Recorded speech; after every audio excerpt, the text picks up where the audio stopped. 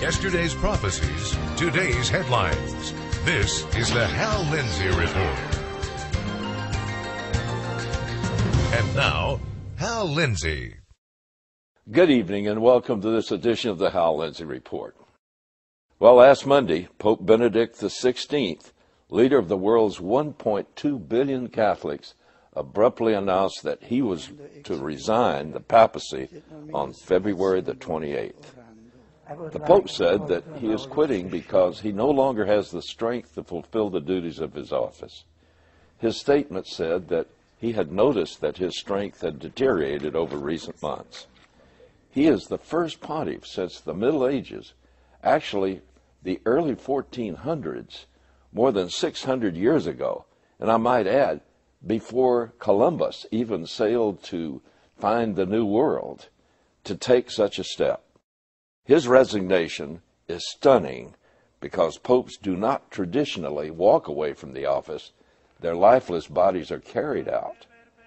The 85-year-old German-born pope has been hailed as a conservative hero for the Catholic cause because of his devotion to the traditional doctrines of the Roman Catholic Church. On the other hand, he has been regarded with suspicion by liberals who say that his old-fashioned religious ideals have set back the reforms of the Church by 50 years. Pope Benedict faced an uphill battle when he came to the papal throne because he followed one of history's most popular pontiffs, Pope John Paul II. Further, his time in office has been beset by a child sexual abuse crisis that tarnished the Church. One speech early on in which he upset Muslims, and a scandal over the leaking of his private papers by his personal butler.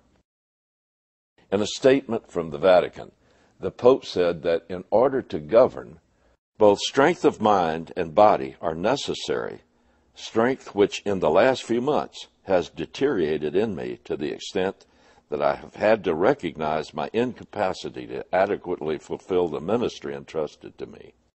For this reason, and well aware of the seriousness of this act, with full freedom, I declare that I renounce the ministry of Bishop of Rome, the successor of St. Peter.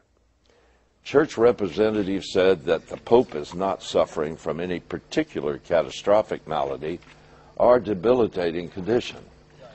Observers have noted, however, that the Pope has grown increasingly frail.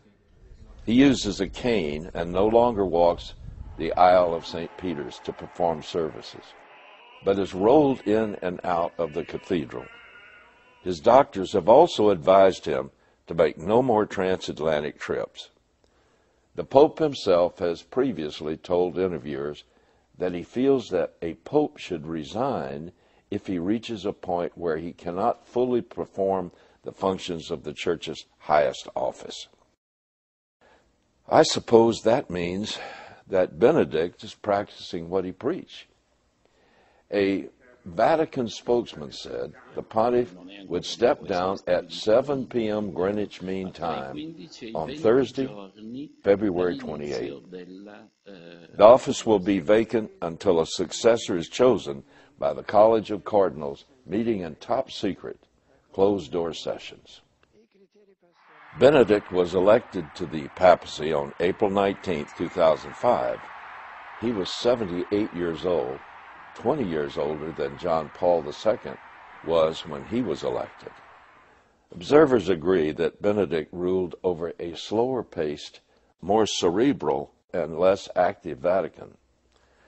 While the church conservatives cheered him for trying to reaffirm traditional Catholic identity, his critics accused him of turning back the clock on reforms and hurting the dialogue with Muslims, Jews, and other Christians.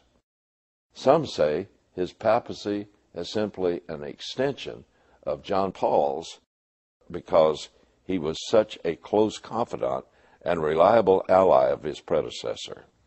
In fact, he had tried to retire before John Paul died, but his longtime friend and spiritual leader convinced him to stay on and help him accomplish the goals of his papacy. Before he was elected Pope, to succeed his friend John Paul II. The former Cardinal Joseph Ratzinger was known by such critical epithets as God's Rottweiler because of his stern stand on traditional theological issues. While it's true that the Benedict's stunning decision to go against centuries of papal tradition and step down from office makes for intriguing speculation, the intrigue is heightened by an obscure and ancient prophecy known as St. Malachi's prophecy of the popes. Over the past 4 years, I've discussed this extra-biblical prediction on 3 occasions. In fact, I devoted time on this program to it as recently as January 11th of this year. I want to replay for you a segment from Hal Lindsey Report of November 4th, 2011, in which I described in detail exactly what St. Malachi's prophecy entails and why it is relevant to this week's events. I want to begin tonight with a very unusual prophecy that I last discussed a couple of years ago. I believe it has much more relevance today in the light of the growing economic problems besieging the European Union. It's called the Prophecy of the Popes and is a Vatican document that is credited to St. Malachi. He was the 12th century bishop of Armagh in what is now Northern Ireland. Now let me be clear from the start that I am not saying that this man's prophecy rises to the same level of detail and accuracy as those in the Bible. However, it does contain some remarkable predictions that seem to have been fulfilled across the centuries and may bear relevance for today. According to the traditional account, in 1139, Malachi was summoned to Rome by Pope Innocent II. While in Rome, Malachi purportedly experienced a vision of future popes, which he recorded as a sequence of cryptic phrases. This manuscript was then deposited in the Roman archive and forgotten about until it was rediscovered in 1590. The list is said to name every pope from Malachi's time to the very last pope, which he called Peter the Roman. This is Malachi's prophecy regarding Peter, translated from the Latin. Peter the Roman, who will nourish the sheep in many tribulations, when they are finished, the city of 7 hills will be destroyed, and the dreadful judge will judge his people. According to Malachi's description, Peter the Roman will be the pope who will work with the Antichrist. Revelation chapter 17, verse 16, predicts that the Antichrist and the 10-nation confederacy out of the old Roman Empire will eventually turn upon the false religious system and its leader and utterly destroy it, just as Malachi predicted. I again want to stress that the prophecy of the popes was delivered by a Roman Catholic bishop and has been maintained in the Vatican's archives since its rediscovery in at least 1590. It was certainly not concocted by some anti-Catholic Protestant. Some Catholic encyclopedia claim that it's a forgery. But if it were a forgery, why has it been housed and guarded in the Vatican archives?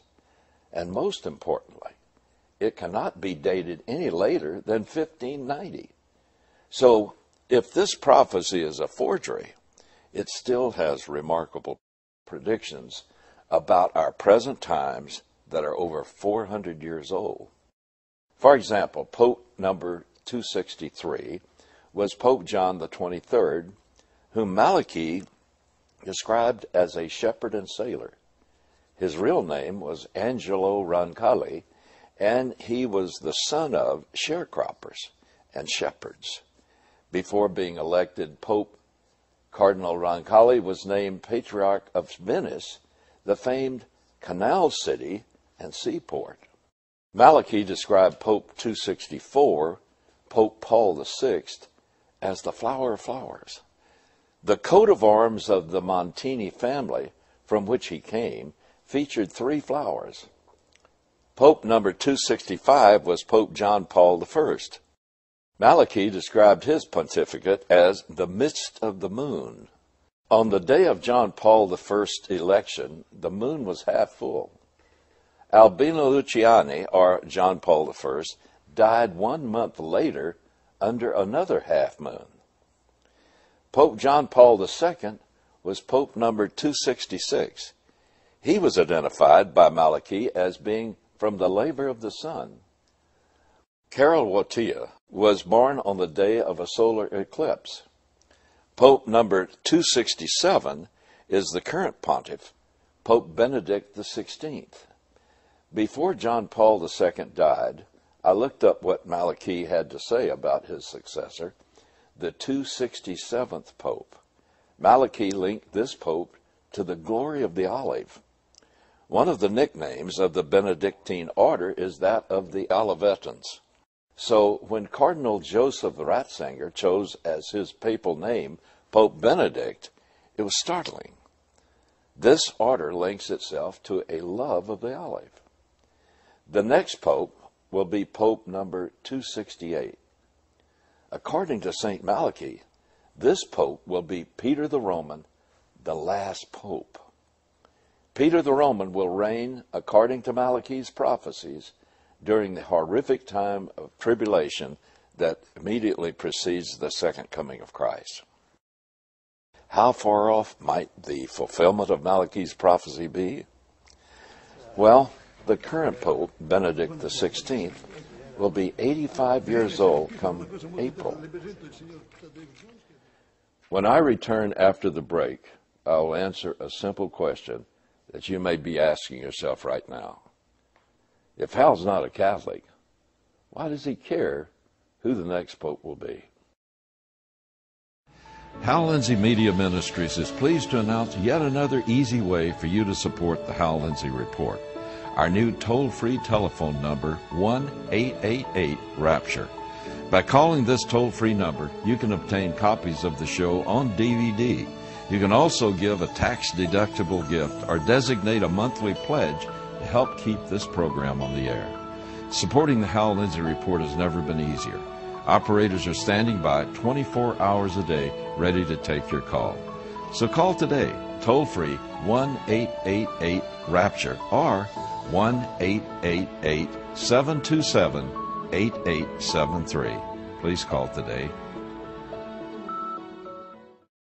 To support this program, send your tax-deductible gift to Hal Lindsey Media Ministries, P.O. Box 470-470, Tulsa, Oklahoma 74147. You can also support this ministry online. Visit hallindsey.com or call 1-888-RAPTURE. So you may be asking yourself, if I'm not a Catholic, why should I care who the next Pope will be?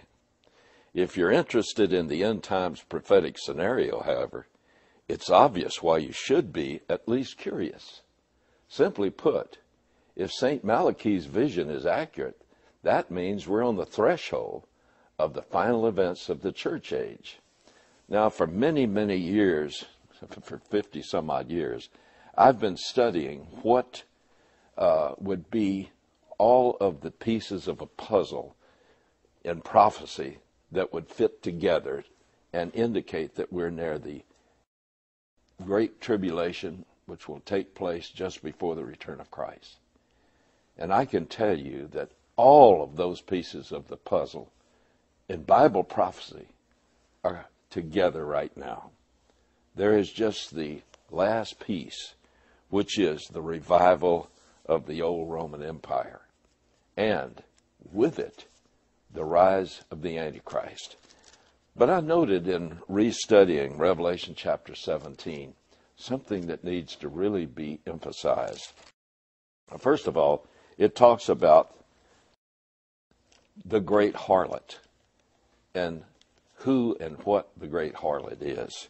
And so it talks about a woman who is a harlot who is riding a scarlet-colored beast full of blasphemous names, having 7 heads and 10 horns. The woman